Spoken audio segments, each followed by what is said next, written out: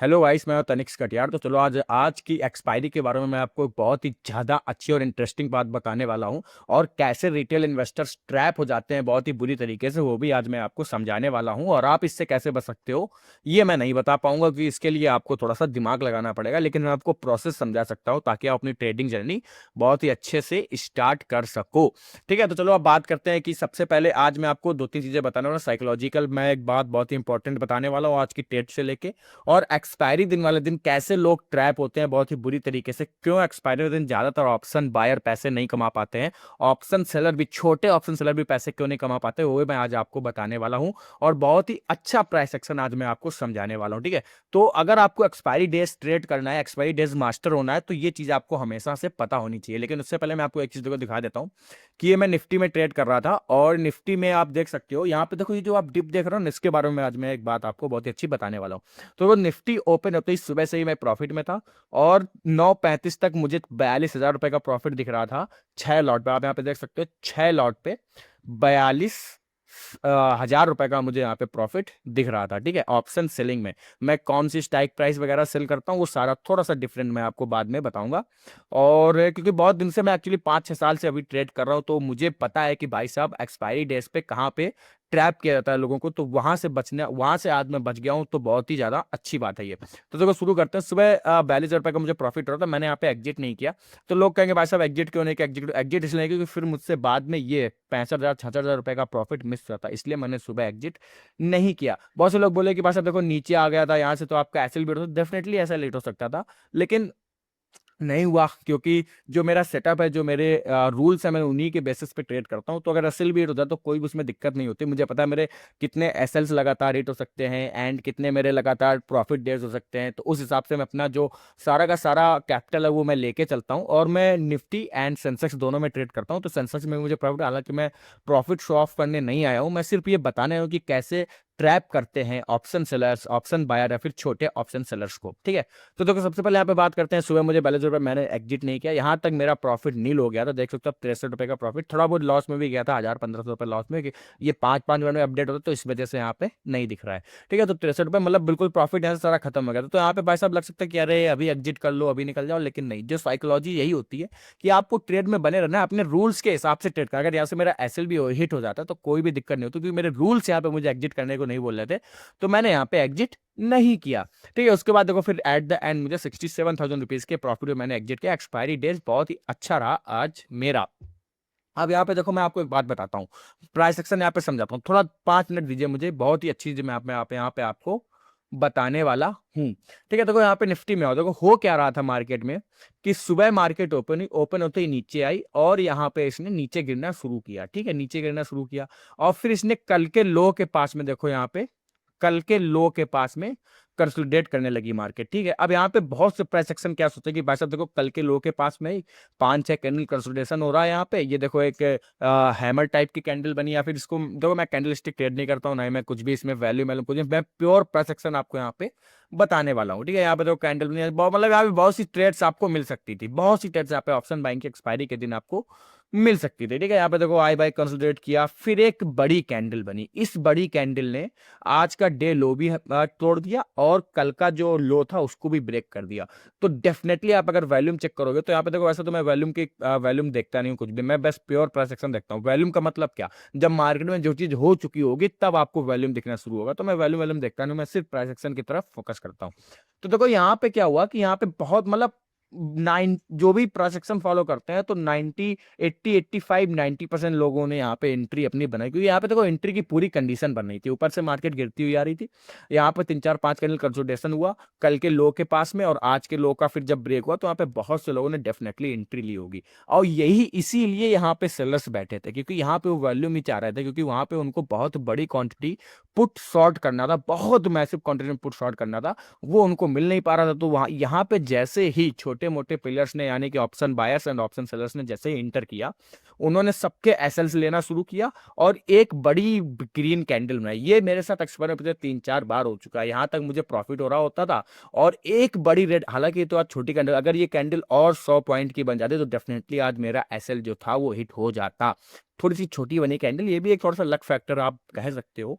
लेकिन अगर थोड़ी सी बड़ी कैंडल 100-150 पॉइंट अगर बड़ी कैंडल बनती है तो डेफिनेटली आज मेरा ऐसे लेट हो जाता। तो पिछले 3-4 एक्सेप्ट में मुझे यही हो रहा था कि पूरे दिन प्रॉफिट हो रहा था, फिर 12, 12:30, 1 बजे की तरफ एक बड़ी कैंडल बनती थी और फिर से रिकवर हो जाती थी और मेरा ऐसे लेके चली जाती थी, तो बहुत बुरा लगता था। लेकिन आज मैंने कुछ एडजस्टमेंट किए जिसकी वजह से ये मेरे साथ नहीं हो पाया। ठीक है, तो देखो हो क्या रहा, मार्केट यहाँ पे बहुत से बायर्स एंड सेलर्स को मार्केट ने यहाँ पे एंट्री दी। ठीक है कि भाई साहब आ जाओ, मार्केट गिरना शुरू, और ये बहुत तेज मूवमेंट हो रहा था। मैं बिल्कुल मार्केट को देख ही रहती हूँ, मुझे पता था ऐसा मूव मार्केट में आने के चांसेस बहुत ही ज्यादा है, मैं देख ही रहा था। बहुत ही तेज मूव है यहाँ पे, बहुत ही मैसिव मैसिव मतलब बाइंग की रिटेल इन्वेस्टर्स ने, और रिटेल छोटे रिटेल इन्वेस्टर यहाँ पे सेलिंग भी की, जो 2, 4, 5, 10 लॉट से ट्रेड करते हैं उन्होंने यहाँ पे सेल भी कर दिया, क्योंकि उनको ऑप्शन यहाँ पे ठीक मिलने लगा कॉल की साइड में। ठीक है, अब यहाँ पे तो क्या हुआ कि जैसे ही मार्केट यहाँ पे आई, ठीक है, अब क्या हुआ, यहाँ पे सेलिंग शुरू कर दी बड़े इन्वेस्टर्स ने, वेल्स ने यहाँ पे सेलिंग शुरू कर दी, यानी कि वो यहाँ पे पुट भर भर के शॉर्ट करने लगे। पुट भर भर के जब वो शॉर्ट करने लगे तो मार्केट देखो, अब यहाँ पे आप कह देंगे सिंपल प्राइस एक्शन है कि मार्केट इतना नीचे है, यहाँ पे इतनी बड़ी ग्रीन कैंडल क्यों बनी, क्योंकि यहाँ पे बहुत ही मैसिव क्वांटिटी में पुट सेलिंग हुई है। बाइंग से इतनी बड़ी कैंडल नहीं बन सकती, ये कैंडल सिर्फ और सिर्फ बहुत ही बड़े सेलिंग ऑर्डर से ही बन सकती है, जो कि पुट सेलिंग करोगे तो ही आपको यहाँ पे बड़ी कैंडल बनेगी। और यहाँ पे या तो फिर जिनकी पोजीशंस होल्ड थी उन्होंने अपनी पोजीशंस भी काटी, क्यों काटी, क्योंकि यहाँ पे डे लो ब्रेक हो गया था, तो वहां यहाँ पे उन्होंने अपनी पोजीशंस भी कट करना शुरू किया, शॉर्ट कवरिंग होना शुरू हुआ, और यहाँ पे फिर जो पुट की साइड यानी कि पुट सेलिंग भी यहाँ पे शुरू हुई, जिसकी वजह से बहुत ही बड़ी ग्रीन कैंडल बनी, और फिर से क्या, फिर से मार्केट देखो साइडवेज हो गई। तो ये जो सिनेरियो है, आप सेंसेक्स में भी सिनेरियो देख सकते हो। ठीक है, सेंसेक्स में भी सेम सिनेरियो बना था, और सेंसेक्स में मुझे आज अच्छा खासा प्रॉफिट है, निफ्टी में भी अच्छा खासा प्रॉफिट है। मेरे कैपिटल का अराउंड 1.5%, 1.5, 2, 3% तक, 3-4% तक मुझे आज प्रॉफिट हुआ है मेरे कैपिटल का। ठीक है, जो कि बहुत ही डिसेंट प्रॉफिट माना जा सकता है। तो यही मैं सिनेरियो आपको बता रहा हूँ। ठीक है, कि अब देखो यहाँ पे ये भी हो सकता है कि यहाँ से मार्केट नीचे आने लगती नीचे, लेकिन उसके चांसेस कम थे। चांसेस क्यों कम थे, देखो एक मैं आपको छोटी सी चीज यहाँ पे मैं आपको बताना चाहूंगा।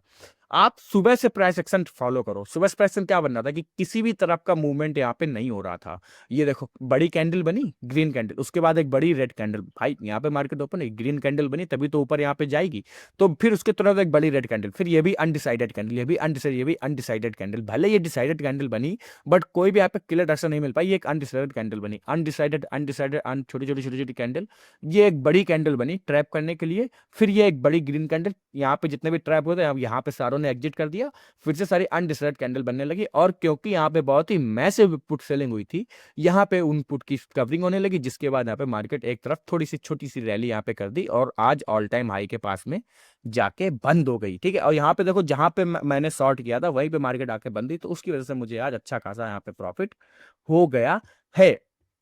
ठीक है, तो ये सिंपल सा प्राइस एक्शन है। मैं क्या स्ट्रेटजी यूज करता हूँ, मैं कुछ भी नहीं आपको फिलहाल प्लस, क्योंकि अपनी कोई भी स्ट्रेटजी बताना फिलहाल लीगल नहीं है, इंडियन मार्केट में बैन हो गया है। हालांकि आज का चार्ट भी इस्तेमाल करना लीगल नहीं, लेकिन मैं आपको एजुकेशनल पर्पस के लिए बता ही सकता हूँ, थोड़ा बहुत चल जाता है। ठीक है, तो ये सिनेरियो आपको यहाँ पे समझना चाहिए कि भाई साहब देखो ऐसे मूवमेंट भी एक्सपायरी वाले दिन आ सकते हैं, आपको एकदम से कूदना नहीं है। यहाँ पे जो राइट अप्रोच होती है वो क्या होती है, राइट अप्रोच ये होती कि बड़ी रेड कैंडल बनी, उसके बाद एक फॉलो अप मोमेंटम आना चाहिए। ठीक है, फॉलो अप मोमेंटम कैसा आना चाहिए कि या तो यहां से मार्केट और नीचे गिरने लगे, किसी अपने सपोर्ट के पास में जाए, ठीक है, यहाँ कहीं पे किसी अपने सपोर्ट के पास में जाए, और या फिर एक यहाँ पे नीचे आई, यहाँ पे फिर से एक छोटी सी कैंडल बनी, जैसे कि यहाँ तक इस कैंडल का 50% ब्रेक करती है और फिर नीचे आती है, पुल बैक वाला। मुझे पुल बैक स्टेप बहुत ही अच्छे लगते हैं कि यहाँ पे देखो मार्केट क्लोज हुई, यहाँ तक ऊपर गई, मान लो आधी कैंडल, फिर से कैंडल नीचे आए, इसका जब लो ब्रेक करती है तो बाकी में बहुत ही अच्छा यहाँ पे मूवमेंट आपको देखने को मिल सकता था। यहाँ से मैं भाई साहब मैंने कसम खा ली कि ऐसी कैंडल्स पे ना ही एग्जिट करना है ना ही एंट्री बनानी है। ठीक है, अगर मेरा एसएल हो रहा होता तो अलग की बात है, तो मुझे एग्जिट करना ही पड़ता, लेकिन क्योंकि एसएल नहीं हो तो मैंने एग्जिट नहीं किया, जिसके बाद मुझे अच्छा खासा यहाँ पे रिवॉर्ड आप देख सकते हो मिल गया। ठीक है, तो यही था आज का पूरा वीडियो, प्राइस एक्शन के ऊपर ही था, और आज भी मुझे प्रॉफिट है, कल भी मुझे प्रॉफिट, हालांकि मुझे 3-4 दिन लगातार कंटिन्यू लॉस हुआ था, और ये महीना मेरा लॉस में ही बंद होगा। 2 दिन बहुत अच्छा प्रॉफिट होने के बाद भी इस दिन भी लॉस था, क्योंकि ओपन होते ही बहुत ही बड़ी बड़ी मैसिव कैंडल यहाँ पे बने थे, ओपन होते ही बहुत ही बड़ी कैंडल बनी, ओपन होते ही एक तरफ डायरेक्शन, ओपन होते ही बहुत बड़ी कैंडल बनी, और ये भी एक तरफ डायरेक्शन, तो मतलब मुझे देखो कितने दिन लॉस था, 1, 2, 3, 4, 5, 6 दिन मुझे कंटिन्यू लॉस था। उन 6 दिनों के लॉस का 80% मैंने जो भी मतलब लॉस था मुझे 6 दिनों में, वो मैंने इन 2 दिनों में 80% लॉस अपना रिकवर कर लिया है। और इन 6 दिनों मेरा 2 दिन मेरा एक्स्ट्रा लॉस हो गया था, क्योंकि मैंने थोड़ा-सा कुछ साइकोलॉजी मेरी बिगड़ गई थी, तो मैंने ओवर ट्रेड कर दिया था। नहीं तो मेरा आज पूरा का पूरा इन 2 दिनों में लॉस रिकवर होता। तो यही सारा सिनेरियो है, ठीक है? तो एक्सपायरी डे को थोड़ा-सा ध्यान से ट्रेड करो गाइस, और प्रॉफिटेबल अगर आपको बनना है तो ऑटोमेट करना सीखो अपनी ट्रेड को। मैनुअल मत करो, ऑटोमेट करो, तो आपके दिमाग पे टेंशन भी कम रहेगी और आप पैसा भी अच्छा खासा कमा पाओगे। तो thank you, bye bye, sayonara.